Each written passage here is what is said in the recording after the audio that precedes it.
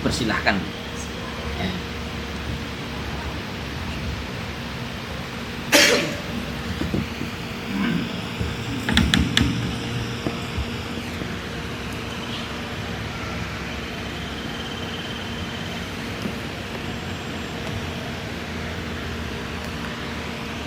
Bismillahirrahmanirrahim.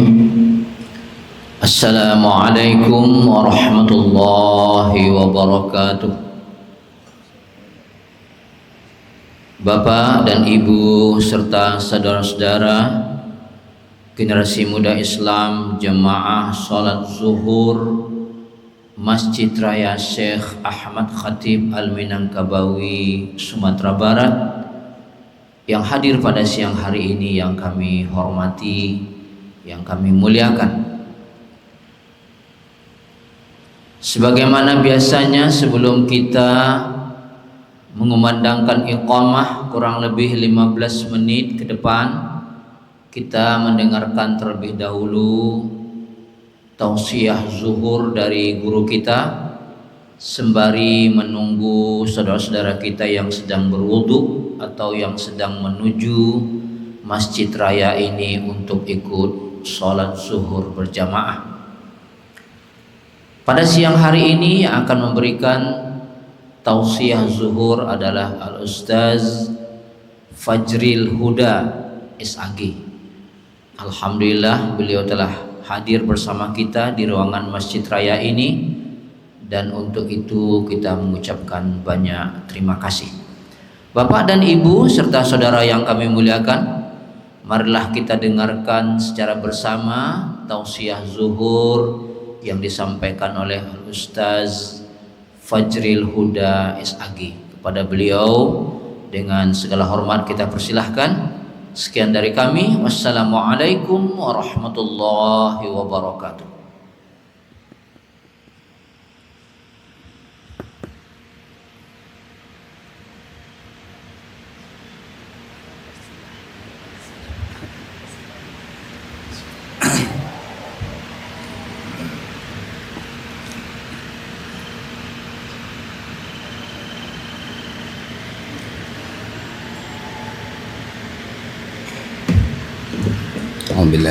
Bismillah.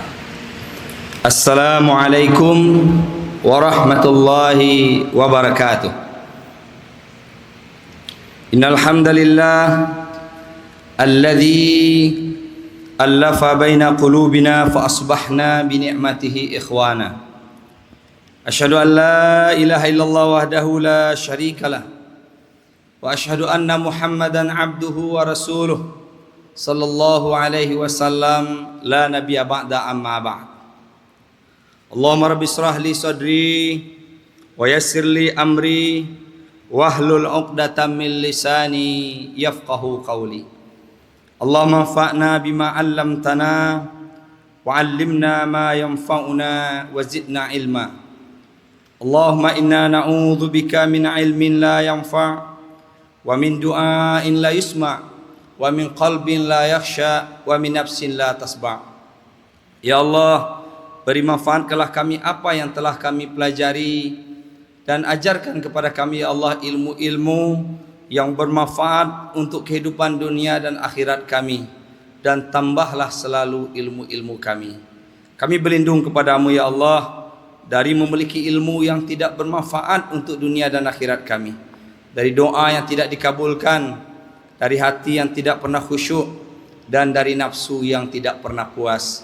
Amin, amin ya rabbal alamin. Bersyukur kita kepada Allah. Alhamdulillah, berkat izin Allah, melalui program pengurus Masjid Raya Syekh Ahmad Khatib Al-Minangkabawi, kita dapat hadir masjid ini melaksanakan sholat zuhur berjamaah, dan dengan program ini mendengarkan kajian zuhur lebih kurang 15 menit ke depan, pengantar kita untuk melaksanakan sholat zuhur berjemaah nantinya. Mudah-mudahan program ini menambah khazanah pengetahuan kita tentang ajaran agama kita dalam segala hal, karena kita tahu Islam adalah agama yang sempurna, agama yang komprehensif, mengajarkan segala sesuatu, membahas segala sesuatu. Maka pada siang ini izinkan kami sedikit memberikan pengetahuan berdasarkan kitab para ulama tentang pengobatan dengan ruqyah syar'iyyah. Kita tahu setiap kita ini pasti ada sakitnya. Tidak ada yang sehat 100%, tidak ada. Pasti ada saja sakit kita. Namun demikian, ada yang sakit itu bisa kita tangani sendiri, sehingga dalam waktu yang singkat kita mendapatkan kesembuhan dari Allah Ta'ala. Namun ada juga di antara kita yang perlu mendapatkan penanganan dari pihak lain, baik itu secara medis, kita datang ke rumah sakit, ke puskesmas atau klinik-klinik.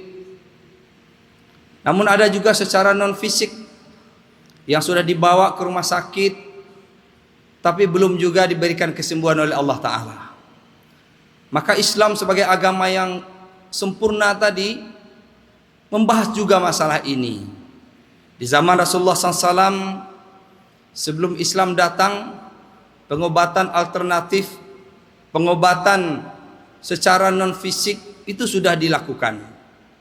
Namun setelah Islam datang, karena dia agama yang sempurna, mengarahkan supaya model-model pengobatan yang melanggar atau tidak sesuai dengan aturan syariat Islam itu dibersihkan oleh Rasulullah sallallahu alaihi wasallam. Sehingga dalam suatu riwayat dikatakan ketika seorang sahabat menemui Rasulullah SAW bahwa kami di masa jahiliyah suka membantu orang untuk mengobati penyakit-penyakit mereka. Apakah setelah Islam ini kami masih boleh melakukan apa yang pernah kami lakukan dahulu? Rasulullah SAW mengatakan, a'ridu alayya ruqakum. Coba kalian praktekkan, tunjukkan bagaimana model pengobatan kalian. Maka kata Nabi SAW menanggapi, la ba'sa bi ruqyatin ma lam takun syirkan. Tidak apa kalian menjampi, memantrai selama di dalamnya tidak ada unsur kesyirikan. Nah, ini yang perlu kita garis bawahi. Ya. Karena di saat baik zaman dahulu atau sekarang, orang-orang yang melakukan pertolongan kepada orang lain melalui non medis ini banyak. Sangat banyak. Kalau kita tidak mempelajari sisi syariatnya dengan benar dan baik, bisa-bisa kita tertipu, ada unsur kesyirikan. Mungkin kedoknya dia Islam. Mungkin orang yang melakukan prakteknya bisa jadi dia sudah haji, bisa jadi dipanggil dia buya, atau dia dipanggil tuanku dan segala macamnya, atau dia juga guru ngaji, tapi pemahaman masalah syariat di bidang akidah ini mungkin masih minim. Perlu penguatan dan penegasan hal yang seperti ini. Karena kalau kita tidak duduk masalah akidah ini, apalagi urusan penyakit ini, karena setiap kita ini ada aja penyakitnya. Ada di antara orang yang sabar menunggu kesembuhan datang dari Allah. Ada aja orang yang tidak sabar mencari jalan pintas, sehingga dia asal ada orang yang menunjuki, ya di sini bagus nih, ini santiang nih, datanglah kita ke sana. Tidak kita perhatikan sisi syariatnya. Bisa jadi kedoknya itu agama, tapi di balik itu ada unsur kesyirikan. Kalau kita sudah melakukan suatu praktek yang di dalamnya ada unsur kesyirikan, itu bahaya luar biasa. Karena Allah mengatakan dalam Al-Quran, la in asyrakta la yahbatanna amaluka wa la takunanna minal khasirin. Jika kamu melakukan kesyirikan, batal amal-amal kamu semuanya. Ini yang bahaya. Awalnya payah dengan tunggi, susah kita untuk rukuk sujud, datang ke masjid, sakit pun kita kejar demi dapat pahala besar. Tapi gara-gara satu kesyirikan, batal semua amal-amal kita. Wala takunanna minal khasirin, jadi orang merugi kita. Itu kata Allah Ta'ala. Kalau batal amal kita, efek lanjutannya apa? Innahu may yusyrik billah. Sesungguhnya siapa yang mensyirikatkan Allah, kata Allah, faqad harrama alaihil jannah. Sungguh haram bagi dia masuk surga. Haram masuk surga, kata Allah. Faqad harrama alaihil jannah. Sungguh haram bagi kamu masuk surga. Wa ma'wahun nar, tempat kamu itu neraka. Wa maliz zalimina min ansar. Tidak ada bagi kamu seorang penolong pun. Karena bagi orang zalim, orang syirik itu dipandang oleh Allah sebagai orang zalim. Inna syirka la zulmun azim dalam surat Luqman. Bahwa sesungguhnya kesyirikan itu kezaliman yang paling besar. Kita zalim kepada orang lain saja, dosanya bisa merenggut amal-amal kita. Kita zalim ke orang lain, baik langsung atau secara tidak langsung, membuat skenario biar orang terzalimi. Ya. Maka pahala ibadah kita itu dipindahkan kepada orang kita zalimi. Apalagi syirik ini bukan sekadar pindah, malahan dipupuskan amalnya semuanya. Batal semua amal-amalnya. Diharamkan dia masuk surga, nauzubillahi min zalik. Maka kita harus hati-hati. Karena dalam model pengobatan, penyembuhan jampi-jampi, mantra-mantra sangat banyak di tengah masyarakat kita. Maka kita harus hati-hati. Jangan sampai kita masuk ke dalam unsur kesyirikan tersebut. Karena ternyata ruqyah dalam bahasa Arab artinya ada jampi dan mantra. Itu terdiri daripada dua macam. Ada yang syar'i, ada yang tidak syar'i. Maka ruqyah itu ada yang syirki yang mengandung unsur kesyirikan. Yaitu ruqyah yang mengandung unsur-unsur kesyirikan, misalnya membaca mantra-mantra, jampi-jampi yang mungkin tidak bersumber dari Quran dan hadis Nabi, atau tujuannya itu bukan menyeru Allah, bukan meminta atau berlindung kepada Allah, isinya mungkin berlindung kepada selain Allah, meminta kepada penjaga bukit ini, gunung ini, gedung ini, atau sungai ini, laut ini, ya minta perlindungan kepada penjaganya. Padahal tidak ada di alam semesta ini penjaga kecuali Allah. Tapi orang masih percaya ada kekuatan lain selain dirinya, selain Allah, tempat dia minta pertolongan. Sehingga saya pernah pergi ceramah di Teluk Sirih, di PLTU ya, pembangkit listrik tenaga uap di sana. Pulang dari sana ada salah seorang karyawan, ya itu numpang ke mobil saya. Sampai di puncak sebelum penurunan tajam itu, dia nyuruh saya berhenti di puncak itu. Ustaz, bisa berhenti sebentar Ustaz? Ini setelah sholat zuhur nih. Saya pulang lagi ke arah Padang. Ada apa Pak? Berhenti sebentar Pak. Udah saya berhenti. Kemudian dia membaca satu kalimat, bisik-bisik. Dan dia menoleh ke kanan dan ke kiri. Udah Ustaz, silahkan berangkat. Apa itu tadi? Ini ritual kita lewat sini Ustaz. Kalau enggak kita bisa sakit. Nah ini jamnya kok Ustaz. Nah, kalau enggak hati-hati ya Pak, bisa awak nangka naik. Kepercayaan seperti ini masih banyak. Percaya kepada suatu tempat yang dianggap ada penguasa di sana dan dia akan menimbulkan efek mudarat kepada kita. Maka Nabi SAW membantah itu dengan doa zikir pagi sore. Nabi SAW mengajar kepada kita Bismillahilladzi la yadurru ma'asmihi syai'un fil ardi wala fis sama' wa huwas samiul alim. Dengan nama Allah. Jadi kalau kita lewat ke suatu tempat baca bismillah dengan nama Allah, apapun makhluknya, baik dari langit turunnya, dari bumi keluarnya, tidak bisa mendatangkan bahaya ke kita. Cukup dengan bismillah. Dia tidak kalimat itu yang diucapkan. Nyek, permisi nyek, ampun numpang lewat di wilayah nyek. Jangan didatangkan mudarat kamu ndak. Ambolah minta izin. Kalau ada salah ampun minta maaf. Makhluk dah nampak dia tu dah. Dia lewat situ lah minta izin. Di kampung-kampung banyak, bahkan di kota seperti tadi juga ada. Kepercayaan bahwa ada penguasa di sana. Padahal Allah telah mengatakan dalam Al-Quran, penguasa langit dan bumi ini sudah Allah wariskan kepada kita manusia. Kita khalifah Allah fil ard. Kita menjadi penguasa di muka bumi. Kenapa kok kita masih mencari penguasa lain tempat kita minta izin lewat? Tempat kita berlindung pada selain Allah. Walaupun kalimatnya mungkin sederhana. Dia mengatakan kita harus menghormati para leluhur Ustaz. Di sini tempat mereka tinggal. Padahal orang leluhur kita yang sudah meninggal itu tidak ada rohnya yang tinggal di suatu tempat di permukaan bumi ini Nabi. Kalau sudah meninggal, roh orang meninggal itu dua tempatnya. Kalau tidak di Iliyin, di atas langit yang ketujuh yang Allah tinggikan Iliyin, atau di Sijin, di bawah lapisan bumi yang ketujuh. Dua itu tempat roh orang leluhur kita yang sudah meninggal. Bukan gentayangan di muka bumi. Seperti kepercayaan nenek moyang kita dahulu. Sampai hari ini juga ada juga nenek-nenek, kakek-kakek kita percaya demikian. Hati-hati nak, kalau lewat di situ asap-asaponyo, hendak tu awak nanti sapo deknyo. Maka asal sakit, demam sedikit, itu tadi tidak minta izin lewat. Tersapo kan, beko pai. Untuk mailang sapo-sapo, pailah ke seseorang yang dianggap punya ilmu lebih. Ya, dibacakan. Padahal itulah sahabat dulu punya keraguan terhadap praktek mantra dia sebelum masuk Islam. Sehingga dia bertanya kepada Nabi, bagaimana ya Rasulullah cara kami seperti ini? Maka beliau mengatakan, la ba'sa birukyatin. Boleh kalian memantrai, menjampi orang. Malam takun syirkan, selama di dalam tidak ada unsur kesyirikan. Sejak Al-Quran turun dikatakan oleh Allah, wa nunazzilu minal Qur'an ma huwa syifa'u wa rahmatul lil mu'minin, dan kami turunkan Quran sebagai syifa, sebagai obat, wa rahmatul lil mu'minin, dan rahmat bagi orang beriman.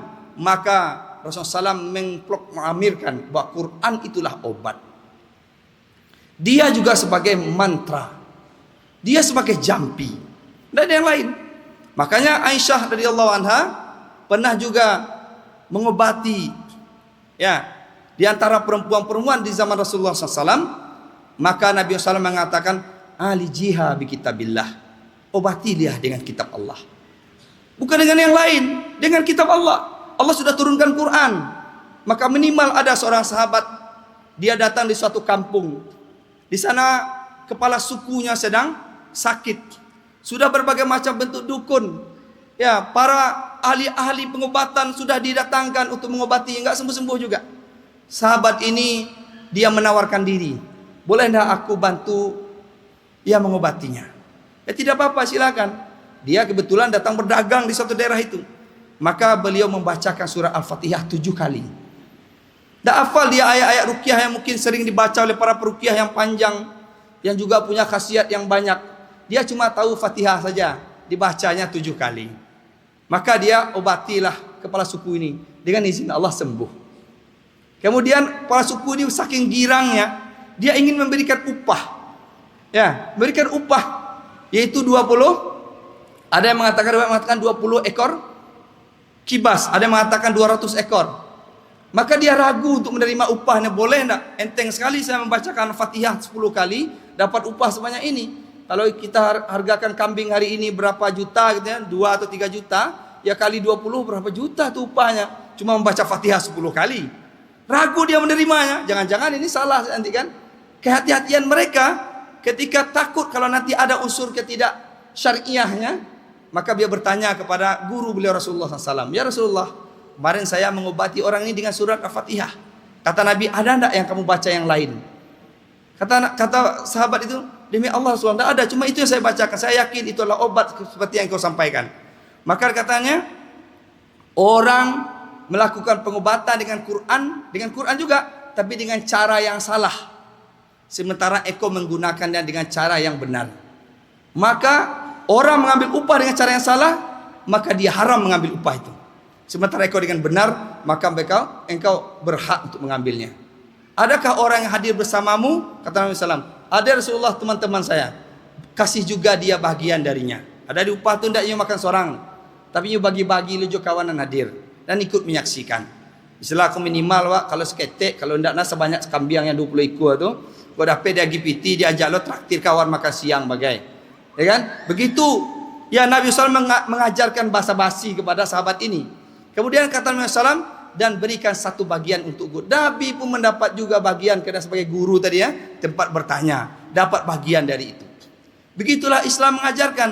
Tapi hari ini banyak doa di antara orang yang tidak begitu mendalam ya kajian akidahnya, mudah saja dia tertipu dengan hal-hal yang berbau kesyirikan.